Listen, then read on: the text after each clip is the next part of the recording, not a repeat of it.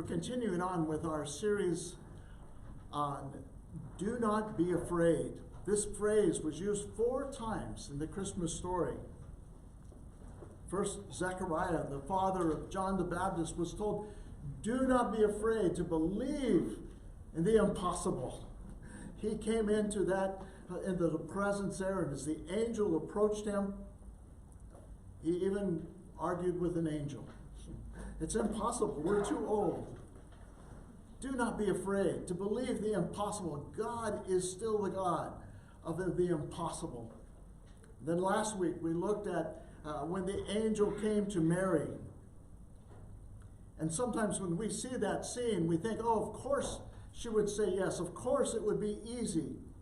But we recognize that it meant trusting her life completely into the hands of God, maybe to the point of giving her life because of what would be thought by others. And we saw that the angel said, do not be afraid to trust. Do not be afraid to trust your life into God's hands. Well, today we want to look at, I think, one of the unsung heroes of the Christmas story. He's one of the main characters, although he doesn't have a direct part. And in fact, he never speaks a word that's recorded. You realize that? When we look at the life of Joseph, we understand that his legacy is not from what he said. He didn't say anything. It is from what he did. The biblical account clearly indicates that Joseph was unnecessary for Jesus' existence. He had no part in that, but necessary for his safety. Think about it. If Joseph had not listened to the angelic dreams and done what is right, Mary would have been a single, homeless, disgraced woman, vulnerable target to the crazy king that wanted to snuff out Jesus' life. Joseph taught us not to be afraid to do what is right, even when it was costly, even when it is costly. So I want to look at that account. I want to read, first of all, Matthew chapter 1, verses 18 to 25. This is how Jesus, the Messiah, was born. His mother Mary was engaged to be married to Joseph, but before the marriage took place, while she was still a virgin, she became pregnant through the power of the Holy Spirit. Joseph, to whom she was engaged, was a righteous man and did not want to disgrace her publicly, so he decided to break the engagement quietly. As he considered this, an angel of the Lord appeared to him in a dream. Joseph, son of David, the angel said, do not be afraid to take Mary as your wife, for the child within her was conceived by the Holy Spirit, and she will have a son, and you are to name him Jesus, for he will save his people from their sins. All this occurred to fulfill the Lord's message through the prophet. Look, the virgin will conceive a child. She will give birth to a son, and they will call him Emmanuel, which means God is with us. When Joseph woke up, he did as the angel of the Lord commanded, and he took Mary as his wife. But he did not have sexual relations with her until her son was born. And Joseph named him Jesus. And as we look at the life of Joseph, the first thing that he teaches us is to do what is right with compassionate conviction. Now, Joseph knew who he was. He was of the lineage of David. The angel even reiterated that. He was engaged. This was an agreement between his family and Mary's family. The covenant had already been sealed it had not been consummated. It had been sealed. Probably he was waiting for a year for that time to come. He was, the engagement was no legal difference than marriage. So it could only be broken by divorce or by death. It was his right to bring Mary before before the authorities in the town, at the town gate, and to say, before I have been with her, she is with child. She could have been shamed, she could have been ostracized, or she could have been stoned. That was the allowed in the law of the Old Testament. She could have been stoned. But it says he was a righteous man, which means he was right with God, and he attempted to be right with people, and so he chose compassion. Chose compassion. And I think that's a lesson that many Christians need to understand. That we do what is right, but we must do it with compassion. He chose compassion over the full penalty of the law. Mary could have been shamed or stoned, but he considered a quiet way. It's interesting that Joseph has 4 dreams in the book of Matthew, and I believe he had a dream before that. I believe, like every man, we don't know how young he was. We figure he was older than Mary, but every man dreams of having a wife and children and peaceful home and in a nice situation. That dream was gone. And then he had this dream, and the angel said, don't be afraid to marry her. And so he chose to do what the angel had said. He chose in a compassionate way to do that. Let me read on in verses, I already read through 25, excuse me. So he was courageous in his compliance, okay? Compassionate in his conviction, courageous in his compliance. It took a lot of courage to do that. If Joseph knew that Mary was with child, you can be assured that the town gossips also knew. It was a little village. We're not talking about a big city. We're talking about a small village in Galilee. And the word probably spread like fire. Mary's pregnant. And she and Joseph have not come together yet. People probably formed one of 2 opinions about the situation. Some of them said, well, Joseph couldn't wait. Others probably said, Joseph's a fool. And then when he said, I'm going to marry her, probably the rounds went around another time. What is he doing? How can he marry her when she did not wait until marriage? Those who believe Joseph. Those who thought Joseph had done it probably thought, well, why is he not being punished for this? But we see that he did exactly what the angel did, and he named him Jesus.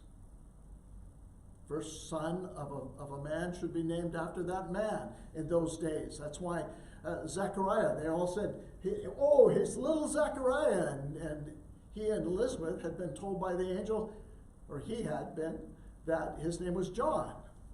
And here, when the baby came, it says he named him Jesus, Savior.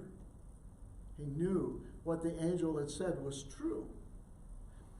And then I want to read the fact that he not only chose to obey and was compliant to what the angel said, he followed through. He was consistent in the completion of following God. And that's a problem today, that some people, they start off good, following God, and then it gets tough. And it gets difficult, and they back off, and they say, well, I'm a Christian a long time ago, I made that decision, but I don't have to tell everybody about it, or I don't have to live in a certain way. I am just a Christian. Don't bother me with all those details. But I want you to notice that he was consistent in obeying. In chapter 2, verse 13, and this is right after the wise men had come.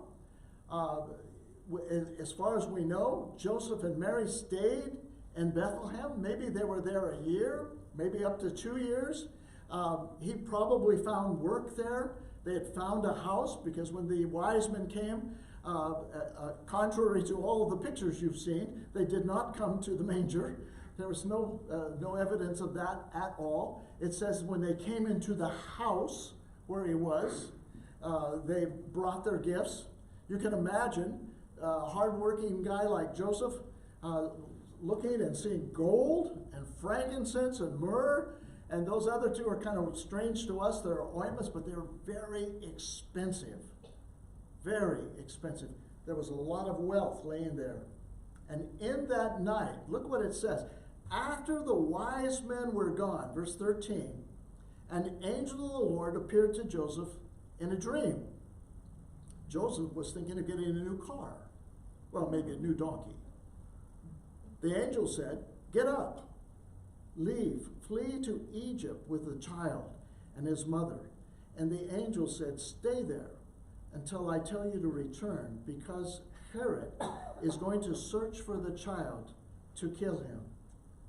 That night, don't you love when the Bible makes it so clear? That night, not a week later, not after he had consulted with the bankers and saw how much it was worth, what he had, none of those things. That night, Joseph left for Egypt with the child and Mary, his mother, and they stayed there until Herod's death. We're not sure how long that was. We know that it was less than 10 years, because when Jesus was 12, they went from Nazareth down to the temple. So it wasn't too long. In fact, probably it was only a few years. And it kind of tells us how crazy Herod was. Herod was so worried that someone would take his throne that he had actually had his own sons put to death.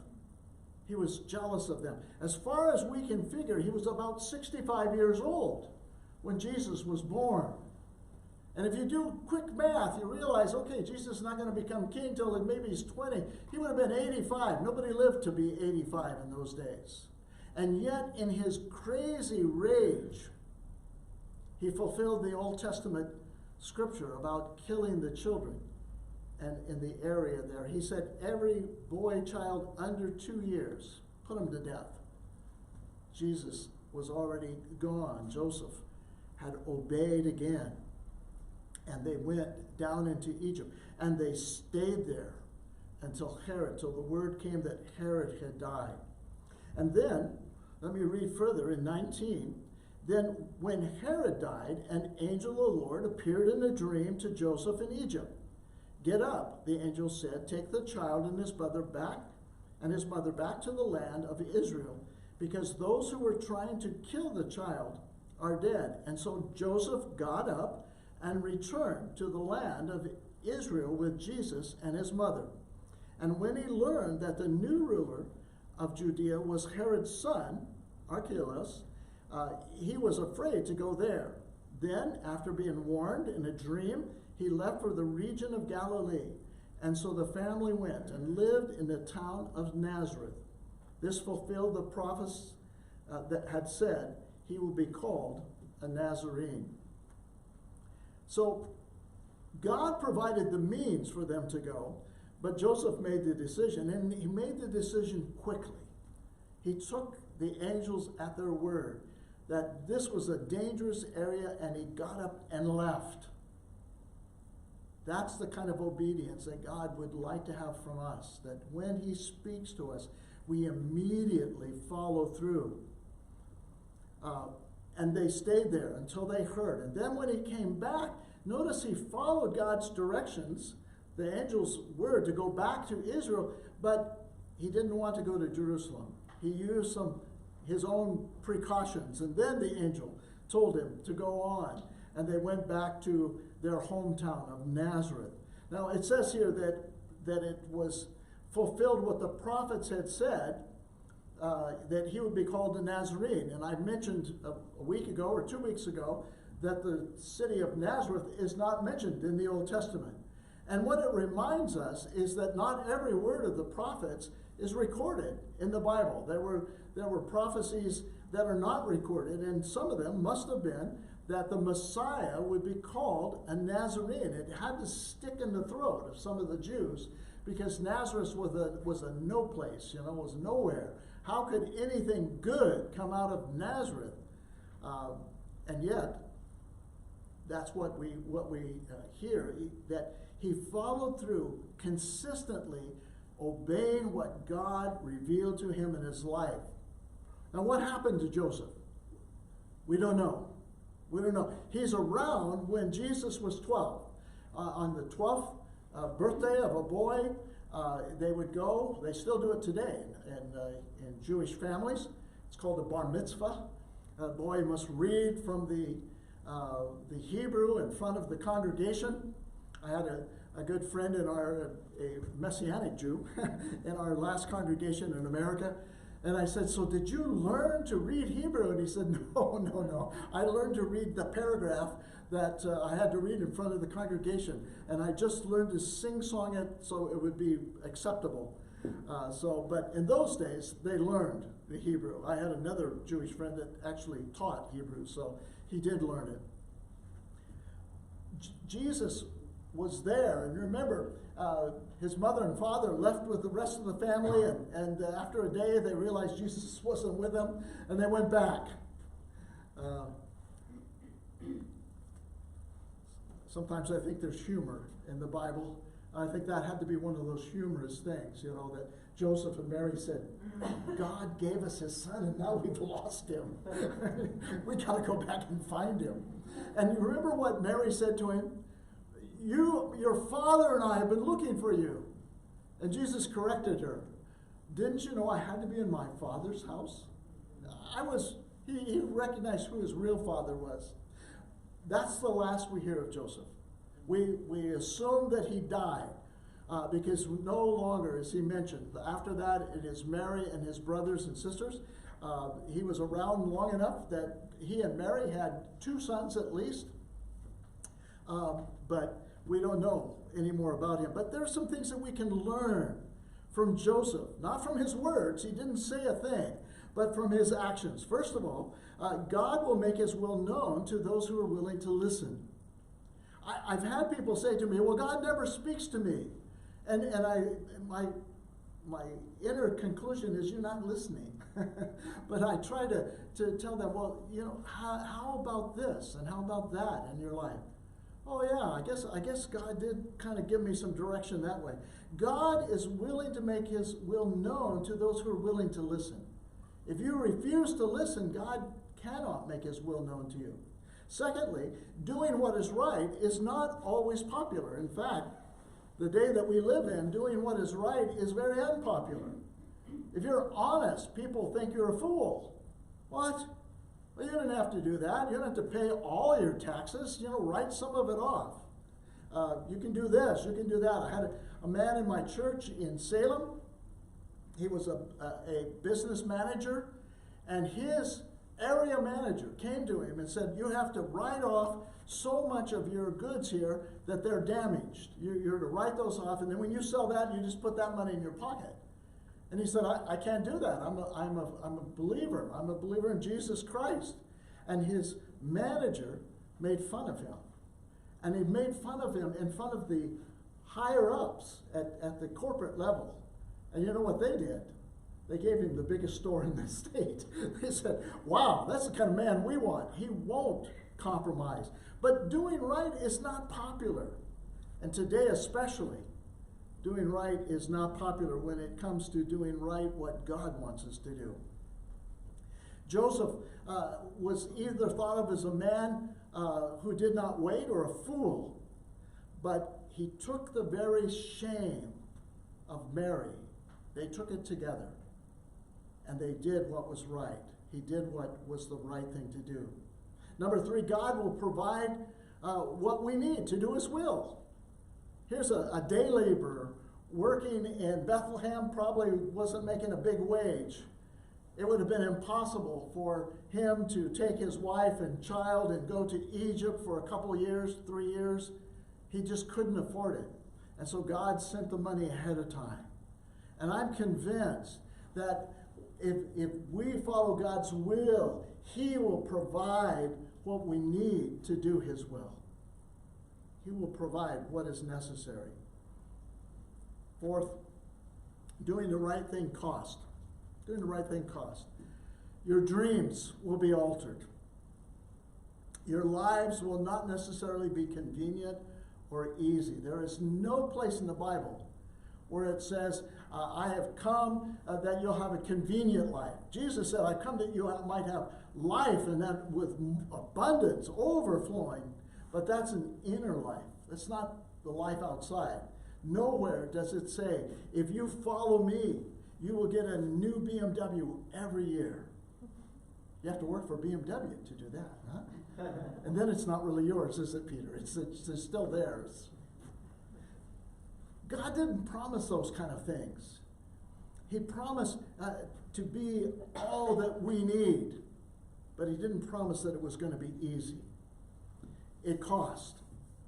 Joseph had to get up in the night, that very night. They left for Egypt. You know how far that is? I kind of did some quick calculating on a map. It was about 700 kilometers to the border. I don't think he stopped at the border. I think when the angel said, protect this child, I think he went deep into Egypt. I believe he probably went 1,000 kilometers into the land to take care of Jesus. It took a lot of time, a lot of effort. And if you're going to serve God today in the present culture that we live in, it's going to cost you. It's going to cost you time. It's going to cost you effort. It's going to cost you some friends. There are going to be some friends that say you're out of your mind. It's going to cost you maybe some advancements. There is a cost to following him. But number 5, God expects us to use our minds as well as our will in following him. He wasn't just blindly walking. He was following. Today, more than ever, doing what is right is not popular. The culture is going the other way. It's difficult. It's like swimming upstream. It's costly. It costs time and effort and resources, but it's rewarding. It's rewarding. When we do what is right, we have an assurance that God knows and cares about our troubles. Matthew 6:8, Jesus said, your Father knows exactly what you need even before you ask him. What an assurance is that we have a Father who understands what we need. An understanding that God will provide for our needs. Deuteronomy 5:33 says, stay on the path. I like that. Stay on the path that the Lord your God has commanded you to follow. Then you will live long and prosperous lives. Not prosperous in the eyes of the world, but prosperous in the eyes of God. How much greater is that? And there will be blessings. Blessings so great you won't be able to contain them. Blessings of being a part of the plan of salvation. Whenever I think of being blessed as being a part of the plan of salvation, I've told some of you when we were in Russia, our director, the field director that was there when we were first there, he had been a businessman. He had been a businessman that I don't know how much money he made. He told me once his salary was 6 figures and the first number wasn't a 1. So it was a lot of money. He ran a manufacturing conglomerate for car parts in Michigan. And at 53, he said, I've got to do something meaningful with my life. And he resigned his position. He sold his house. He and his wife came to Russia. We went to their apartment. I didn't know what to expect from this guy. We went into their apartment, one of the smallest, dirtiest apartments I had seen in Russia at that point. He said, well, it's the only thing they could find for us right now. My wife went used the restroom. It was one of those, the tank was up there. Some of you are too young to know this, but the tank was up there and there was a string. And she pulled the string and the string came off. And she came walking out with the string. And he said, what? You've broken my toilet. They became such good friends. The last time I saw Ron alive, I'm going to see him again in heaven.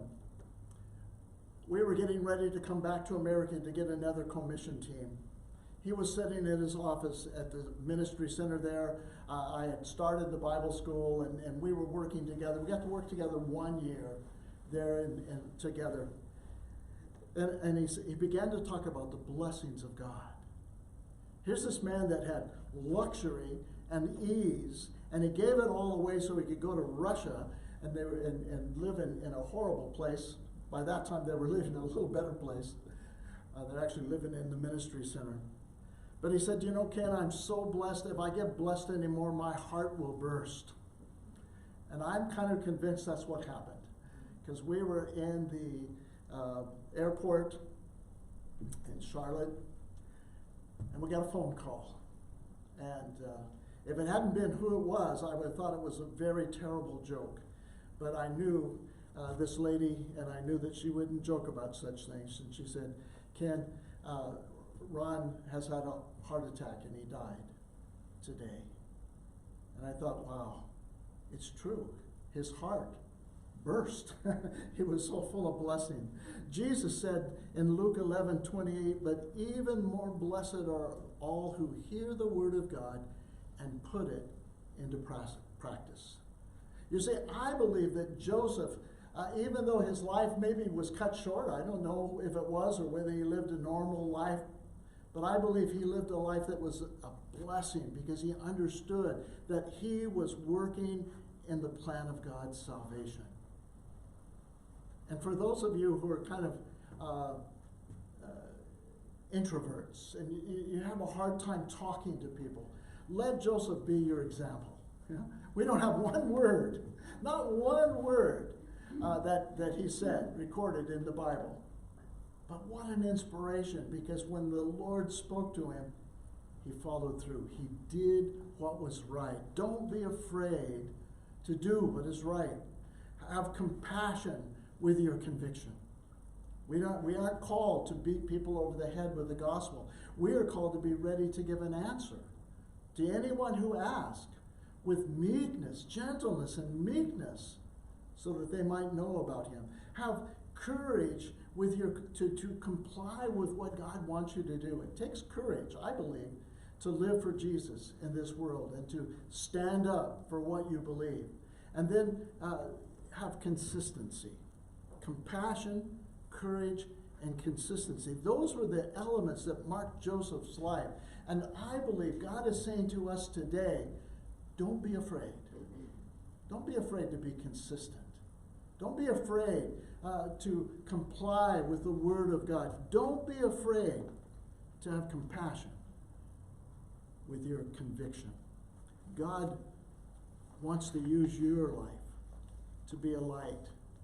People out there, we went downtown a few nights ago for a party. We try to stay away from downtown, especially late at night. But we went for a birthday party, so we were downtown. And I looked around at all those people standing around those little tables, laughing, and some of them were already inebriated. And I thought, I wonder if any of these people know what they're celebrating. They don't know what Christmas is all about. And it's your chance and my chance to live in such a way that people will ask about our faith, and then to have the chance to share with them the joy of knowing Jesus Christ, who came as a babe, who died as a criminal, but rose again, and he lives today to give us courage. Don't be afraid to do what is right. God bless you.